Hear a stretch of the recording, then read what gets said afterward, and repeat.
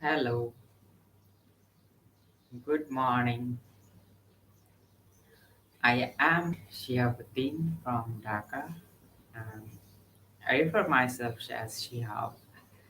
So, welcome to very slow book reading club or book reading process where I am reading right now, thinking fast and slow. Um, and if I can give a short intro of this book, this is a glossary of mind's habit pattern, or in simple language, what goes on within, um, like um,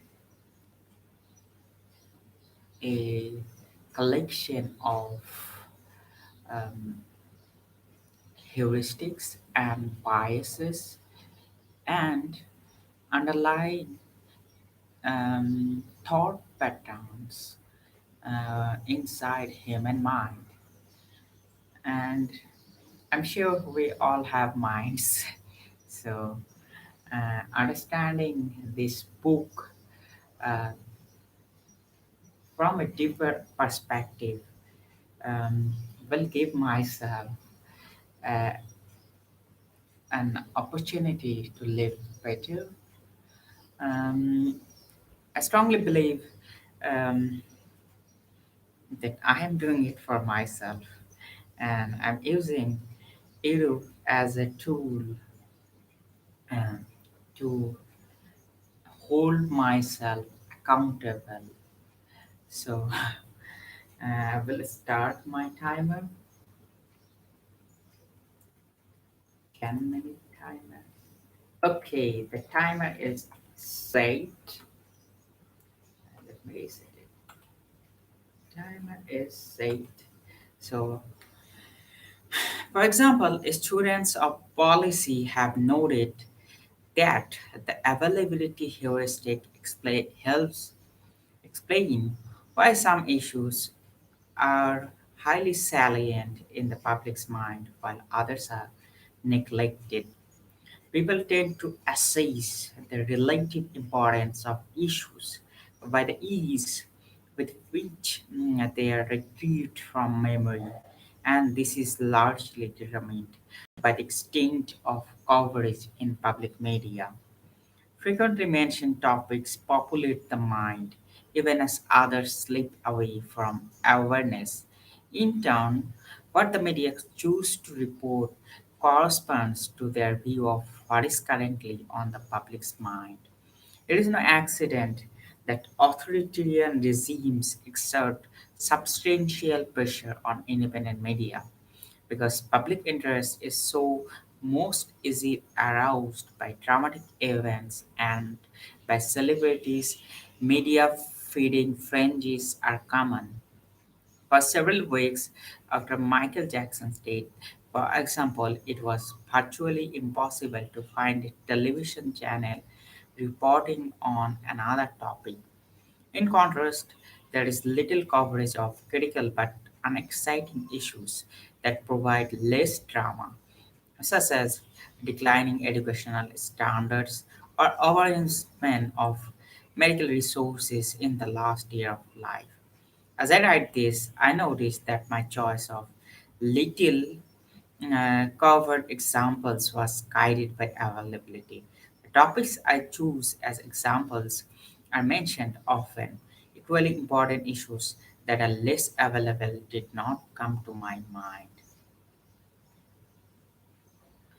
We did not fully realize it at the time, but a key reason for the broad appeal of heuristics and biases outside psychology was an incidental feature of our work. We almost always included in our articles the full text of the questions we had asked ourselves and our respondents. I have coffee this morning.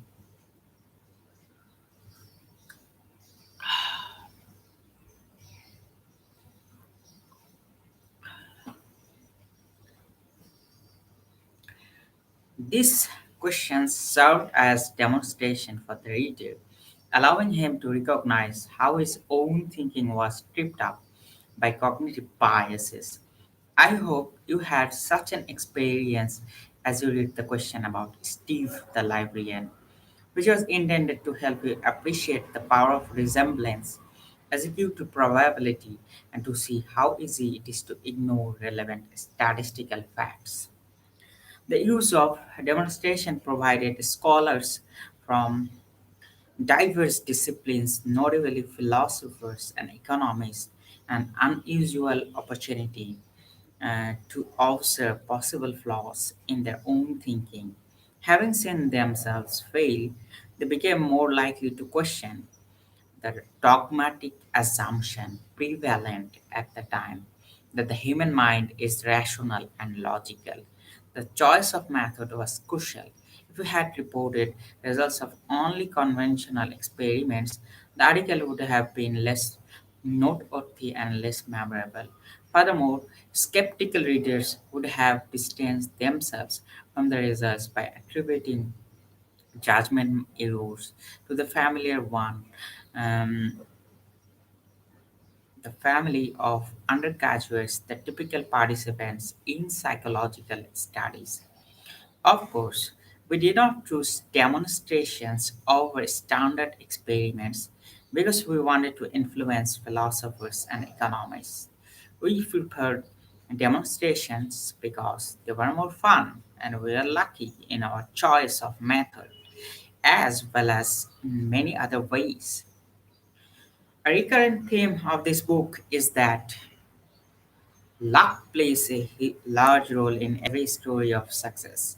It is almost always easy to identify small changes in the story that would have turned a remarkable achievement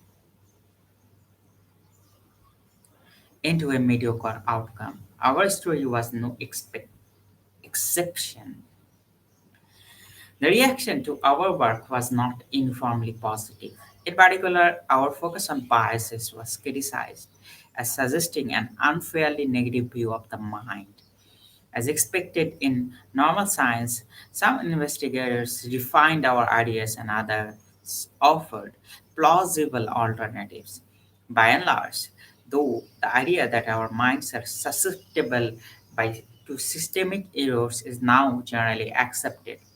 Our research on judgment had far more effect on social science than we thought possible when we were working on it.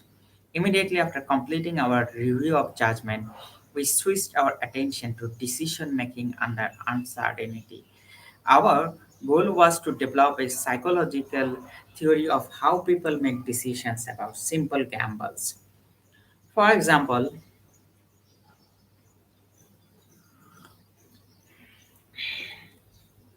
would you accept a bet on the toss of a coin where you win $130 if the coin shows heads and lose $100 if it shows tails?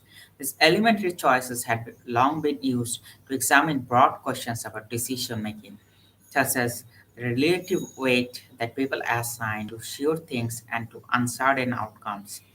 Our method did not change. We spent many days making up choice problems and examining whether our intuitive preferences conform to the logic of choice. Here again, as in judgment, we observed systemic biases in our own decisions, intuitive preferences that consistently violated the rules of rational choice. 5 years after the science article, we published Prospect Theory, an analysis of decision under risk, a theory of choice that is, by some counts, more influential than our work on judgment and is one of the foundations of behavioral economics. Until geographical separation made it too difficult to go on, Amos and I enjoyed the extraordinary good fortune of a shared mind that was superior to our individual minds and of a relationship that made our work fun as well as productive. Our collaboration on judgment and decision making was the reason for the Nobel Prize that I received in 2002, which Amos would have shared had he not died aged 59 in 1996. Where we are now, this book is not intended as an exposition of the early research that Amos and I conducted together, a task that has been ably carried out by many authors over the years. My aim here is to present a view of how the mind works that draws on recent developments in cognitive and social psychology. One of the important developments is that we now understand the marvels as well as the flaws of intuitive thought. Amos and I did not address accurate intuitions beyond the casual statement that judgment heuristics are quite useful but sometimes lead to severe and systemic errors. We focused on biases both because we found them interesting in their own right and because they provided evidence for the heuristics of judgment. We did not ask ourselves whether all intuitive judgments under uncertainty are produced by the heuristics of we studied. It is now clear that they are not. In particular, the accurate intuitions of experts are better explained by the effects of prolonged practice than by heuristics. We can now draw a richer um, or reach more balanced picture in which skill and heuristics are alternative sources of intuitive judgments and choices. The psychologist Gary Klein tells the story a team of firefighters that entered a house in which the kitchen was on fire. Soon after they started hosing down the kitchen. The commander heard himself shout, "Let's go, get out of here," without realizing why. The fellow collapsed almost immediately after the firefighters escaped. Only after the fact did the commander realize that the fire had been unusually quiet and that his ears has been unusually hot. So that's my timer. I will just review, just given, given, trying to give a marker of the pages I have read today. Trying to keep a marker.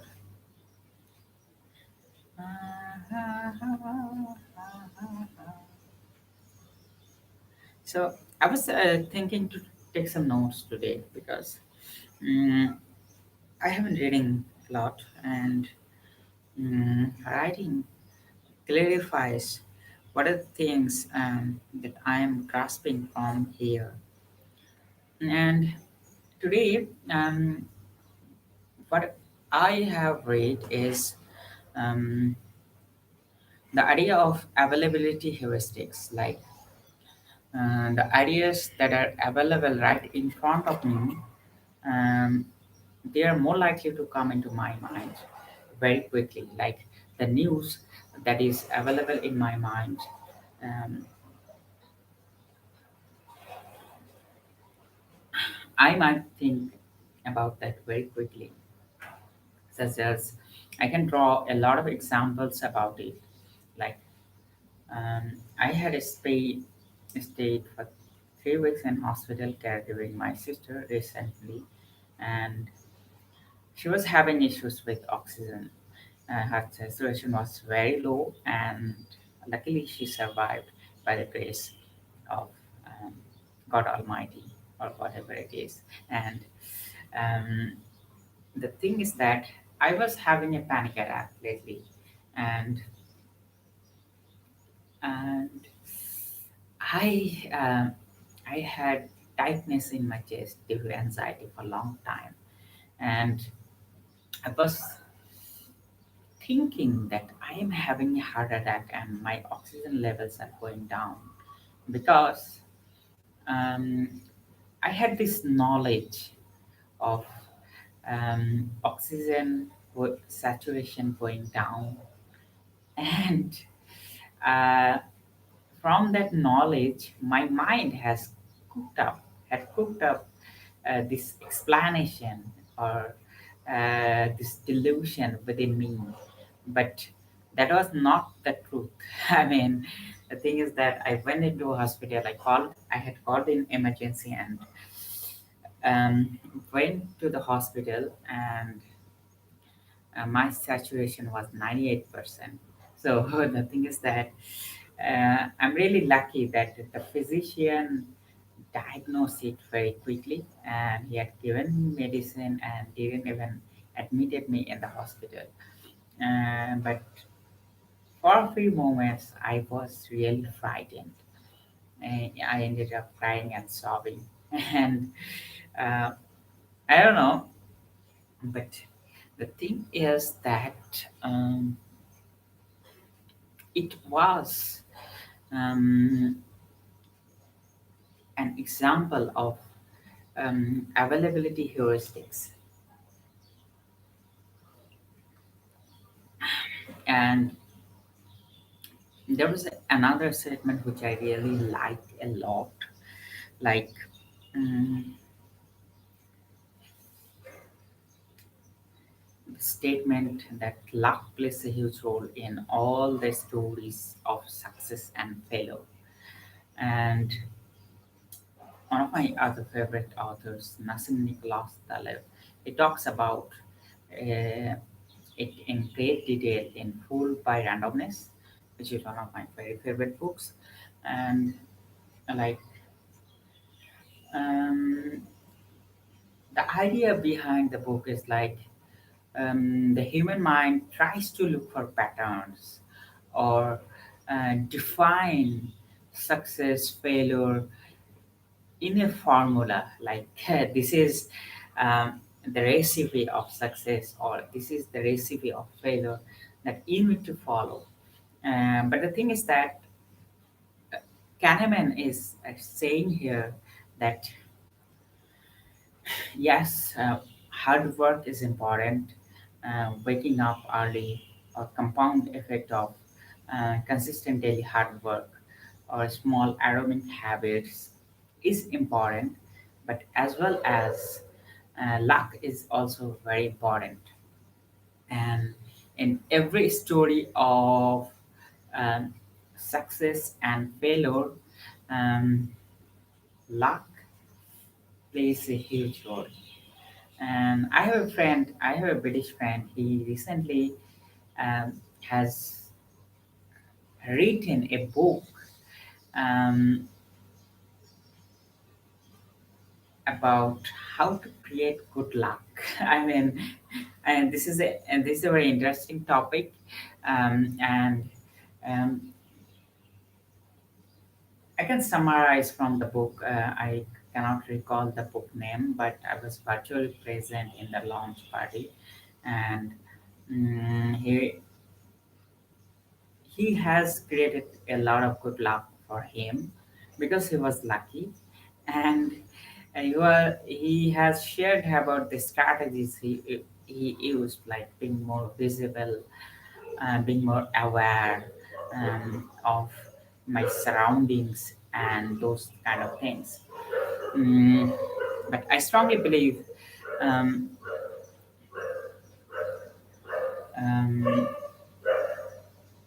there is some amount of things that we can do um, to create good luck, but um, by definition, luck is a mysterious concept. Like uh, being a lottery winner doesn't like I mean you cannot um, go to there or find that outcome following any specific logic. And um, much of our thirst for control and order and defining things in a certain formula. I mean, yes, that is important for a certain part of our life, but this obsessive structure hunger a lot of times also creates problem in innovative environments. Anyways, um, that is my personal insight about this matter. And the reading stops with an example of Gary Klein's book. This is about spark intuition, um, like a firefighter. He went into a building and he sensed there will be an explosion, and there was not much visible evidence present on the ground, but um, he was really sure about the explosion. And I'm really, I mean, I will not say that intuition is flawed always, but this book kind of tries to derive into a conclusion, like the first answer that comes into my mind sometimes can be flawed and sometimes can be marvelous. So Kahneman says very famously that why intuition is flawed and why intuition is marvelous. And um, like we talked about the availability heuristic, like how we can negate this availability heuristic. Like if I am thinking about something, um, is the available answer um, right now is the best answer or um, good enough answer. Like I have a lot of argument about best and good enough. Um, like there is a correlation with best and time. Like if something is based, is it based irrespective of any time? And if I want to preserve my best, um, I need to be sure or keep looking for the um, competition I might receive in future um, for my best status. And I personally do not like to use the term best. And I think I have heard about um, the term good enough, and it's a very common term by one of the very famed psychologists, and also um, vouched by School of Life and other institutions, like something that works, something that is good enough for this moment. So, um, I mean, my intuitive mind and my rational and logical mind were there in the conflict, and the feelings I have about things are they logical, are are um, there is truth there. Like I mean, if there is a truth there, I would love to drive there. I mean, obviously, we all love the truth, and I'm also trying to find the truth within my mind. Um, every single day, questioning my virtues and belief, and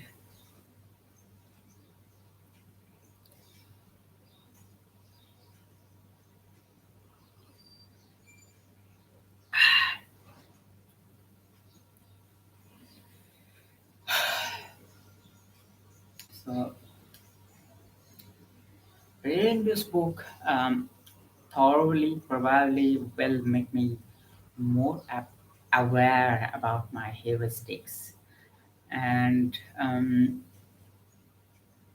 like I have shared about the example of availability heuristics, like the news, the options that are more available or that are fit by people or institutions are mm, the most plausible ones, um, are the good enough ones.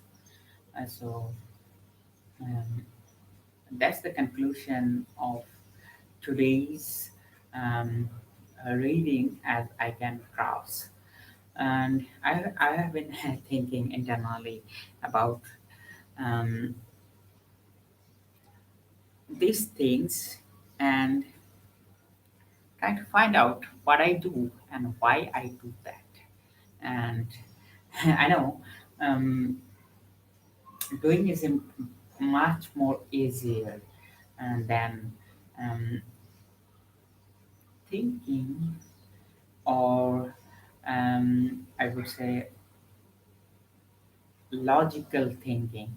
I mean, I have been monitoring my thoughts through insight meditation from last few years, last 1.5 years or 2 years around, and I have understood that more than 95% of my thoughts are um, irrelevant thoughts.